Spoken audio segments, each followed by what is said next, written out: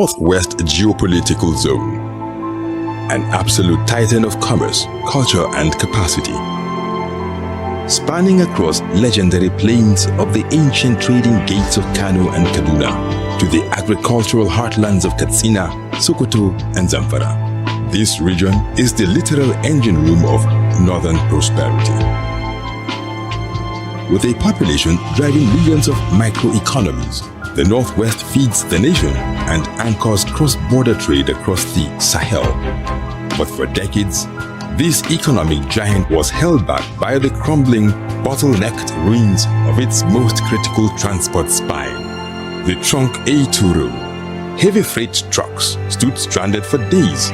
Commerce was choked by dust and craters.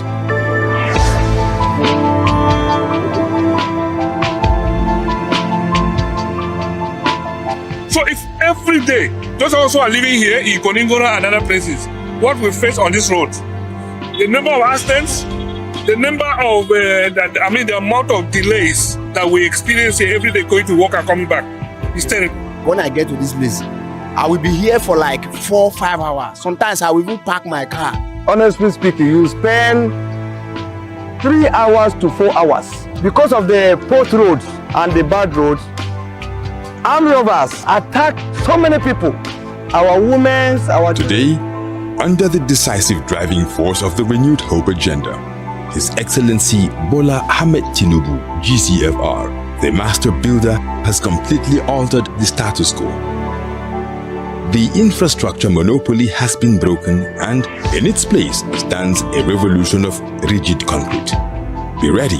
We are taking you directly to the front lines of the completion, where a magnificent, fully completed 81-kilometer dual concrete fortress now links a portion of Abuja to Kaduna, and flawless municipal overlays open up the gates of Kano.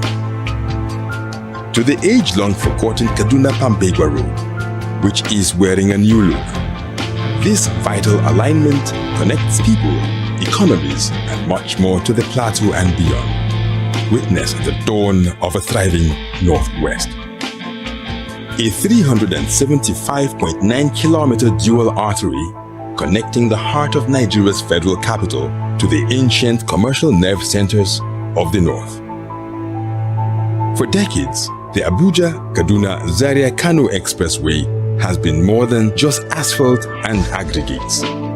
It is the economic backbone of the nation. But for too long, it was also a symbol of stalled promises, escalating costs, and engineering bureaucracy. Today, a new chapter is written in concrete. This is the untold story of the fiscal tug-of-war. The federal government, through the Federal Ministry of Works, divided this massive two-lane of 375-kilometer engineering undertaking into 3 distinct critical segments. Section 1, spanning 165 kilometers, running from Abuja, the Federal Capital Territory, to the gates of Kaduna. Section 2, a 73.4-kilometer stretch connecting the military and transport hub of Kaduna town to the ancient scholarly city of Zaria. And Section 3, a 137-kilometer alignment from Zaria to the mega commercial center of Kano. The modern history of this project began in December 2017, and to understand the present triumph, we must trace the volatile history of its measures. As the journey began in 2017, the federal government originally awarded the rehabilitation contract to construction giant Julius Berger for 150 billion naira. It was meant to be a straightforward restoration. But as the years rolled by, the scope shifted, inflation took hold, and the rehabilitation contract mutated into a full reconstruction project. The price tag skyrocketed from 150 billion to a staggering 650 billion naira. By May 2023, as President Bola Ahmed Tinubu assumed office, a sweeping audit revealed that the reviewed budget had mutated again, hovering to a massive 800 billion naira. But the financial bleeding was far from over. At this critical juncture, the legacy contractor came to the table with a new condition demanding an additional 1.1 trillion naira increment to complete a scope of 140 kilometers. For a new administration determined to enforce fiscal discipline, this was the ultimate red line. The Ministry of Works under direct executive mandate made its voice clear.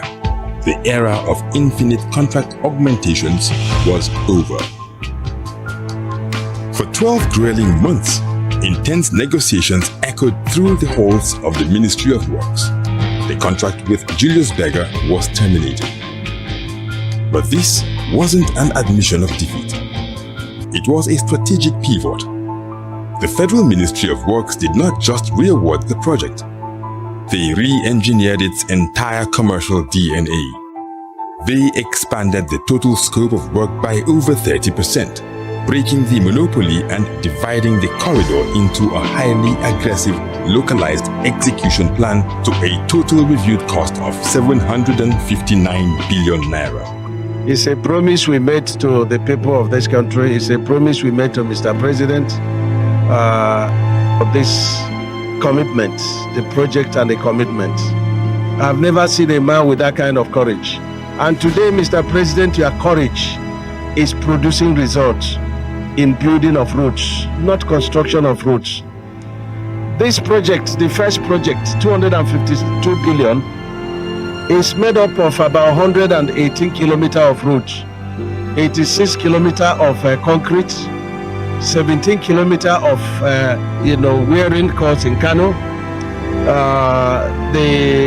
We have about 6 kilometers dualized, which is an addition by Mr. President, at the end of the Kano section, additional 6x2, that's 12 kilometers. The Mammoth project was split. Lot 1, encompassing 480 cumulative kilometers, was structured at 252 billion naira. Lot 2, covering a complex stretch of 84 kilometers by 2, was priced at 507 billion naira. The mantle of execution was handed to an agile, fast-paced indigenous competitor, InfoWest International Limited.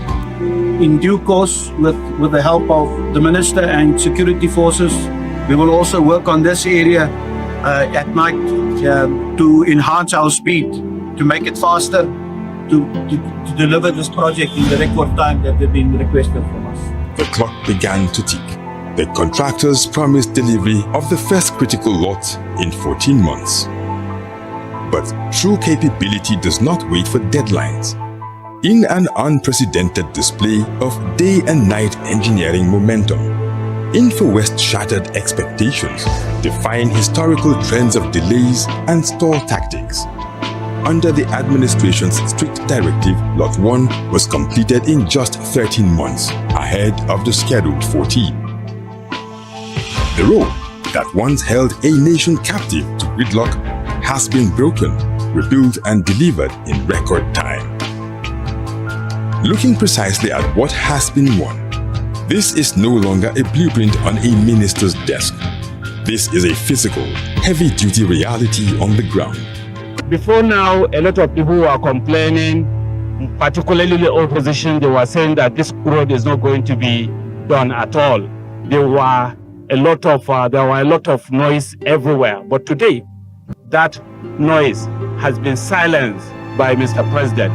Let me seize this opportunity to commend Mr. President Bola Tinubu for his unwavering commitment to infrastructure, which is the key enabler of economic growth and development. The heart of this structural victory lies within Lot 1, spanning the vital trade link between the federal capital and Kaduna State.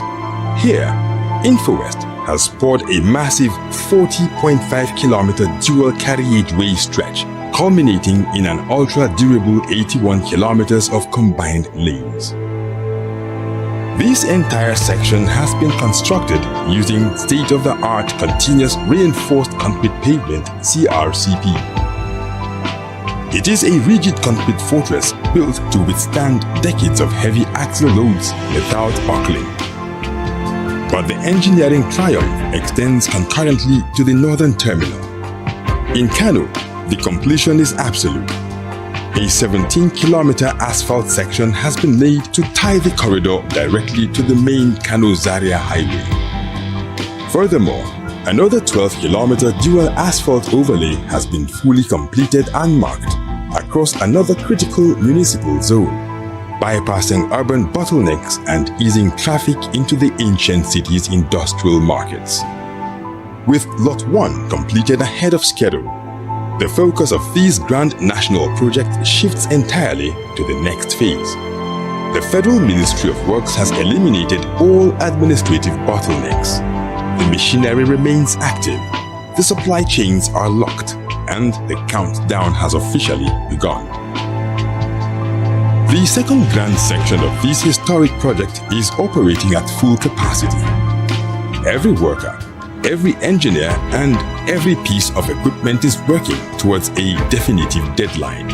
By November 2026, the remaining segments of this multi-lane expressway will be fully completed, establishing an unbroken premium transport corridor from the gates of the capital to the furthest commercial terminals of the north. What the nation is witnessing is a profound transformation in public infrastructure. By rewriting old contracts, ending institutional delays, and introducing a standard of unbreakable concrete, the administration has achieved the impossible. President Bola Ahmed Tinubu has proven himself to be a true master builder and an infrastructural wizard, turning decades of broken promises into a smooth, drivable reality. For nearly 20 years, the 199.5 kilometers Kaduna-Pambegwa-Jos single carriageway remained neglected. Major sections from Maraban-Jos through the Saminaka farming corridor to Tilden-Fulani deteriorated into deep craters and eroded soil. As the road declined, it significantly hindered the local economy. Pambegwa and Saminaka are key agricultural hubs for the entire country. Because transport trucks had difficulty navigating the damaged roads, the major breakthrough arrived with the Bola Tinubu administration and the launch of the renewed hope agenda for infrastructure. To make the project a reality, the government took direct steps. Under the Ministry of Works, the government quickly streamlined funding process directly to the main contractor, Setraco Nigeria Limited. The administration enforced strict site controls to speed up progress. Contractors crushed the remaining damaged roadbeds, stabilized the stone base, and swiftly laid thick binder layers, followed by top-quality heavy-duty asphalt designed for heavy freight trucks. This intervention quickly proved successful. A critical smooth 77-kilometer stretch of the Pambegwa route with modern drainage, security barriers, and lane markings was completed. Today, what used to be a frustrating one-hour vehicle breakdown nightmare along the Pambegwa axis has been reduced to an easy 12-minute, permanently reopening the northwest, northeast, and north-central trade corridors. This is a historic victory shared by two vital regions. These finished segments stand as a gift of economic empowerment to the people of the Northwest and the North Central zones. The gates are open, the concrete is set, and the future has arrived. The Federal Ministry of Works warmly invites the general public, community leaders, and citizens across these historic regions to come forward and witness a monumental milestone.